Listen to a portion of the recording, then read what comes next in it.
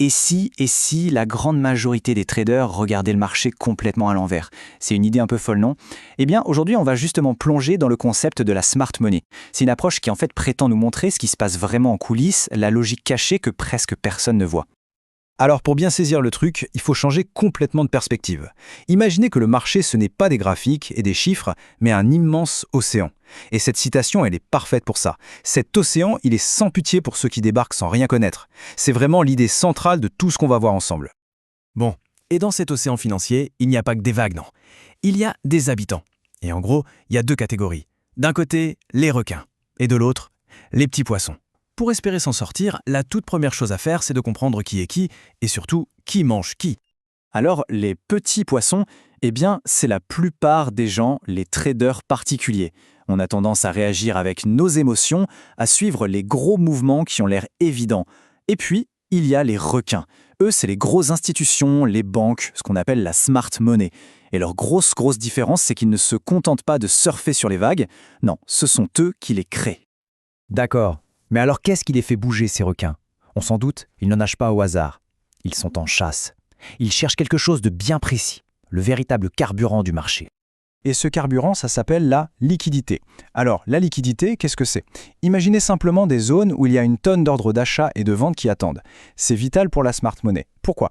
Parce qu'ils brassent tellement d'argent qu'ils ont besoin de ces zones pour pouvoir placer leurs énormes positions sans que tout le marché parte dans le sens inverse. C'est vraiment la clé de tout.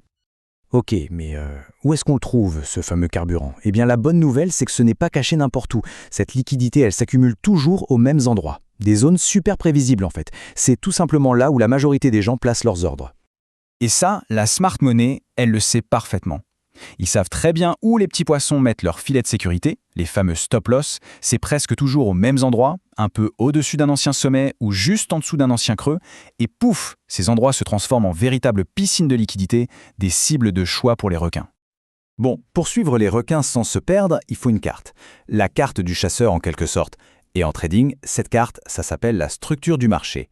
C'est elle qui nous donne le contexte, qui nous dit dans quel sens le courant est en train de pousser. La base, elle est toute simple, vraiment. Tendance haussière, le prix fait des sommets de plus en plus hauts et des creux de plus en plus hauts. C'est comme monter un escalier. Tendance baissière, c'est l'inverse. On descend l'escalier, des creux de plus en plus bas, des sommets de plus en plus bas. C'est le pouls du marché, tout simplement. Maintenant, quand le prix, dans sa montée, casse le sommet précédent, hop, ça, c'est ce qu'on appelle une rupture de structure, ou BOS pour Break of Structure. C'est un signal clair, ça veut dire, ok, la tendance est forte, elle continue son chemin. Mais attention, il y a un mais.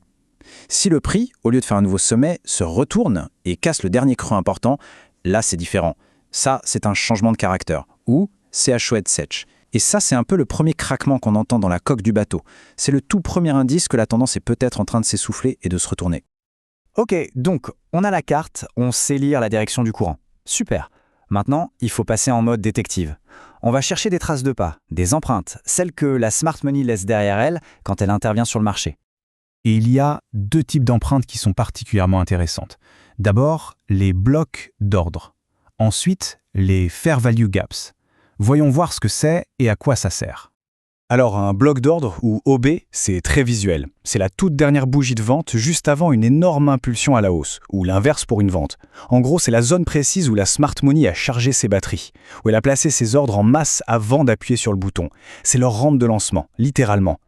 L'autre empreinte, c'est le fair value gap, ou FVG. Ça arrive quand le prix explose à la hausse ou à la baisse si vite qu'il laisse un trou, un vide dans le graphique, un déséquilibre. Et le marché, il n'aime pas ça du tout. Du coup, ce trou, ce gap, il agit comme un aimant.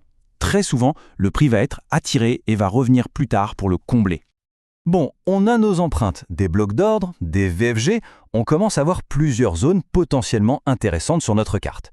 Le problème, c'est que toutes ne sont pas fiables. Certaines sont des pièges, il nous faut donc un dernier filtre. Une règle toute bête mais super efficace pour faire le tri. Voilà, la question à 1 million. On a plusieurs zones qui ont l'air bonnes. Comment on choisit? Comment on sait laquelle est la vraie zone où la smart money risque d'intervenir? Eh bien la réponse, elle est d'une logique implacable, celle de n'importe quel commerçant.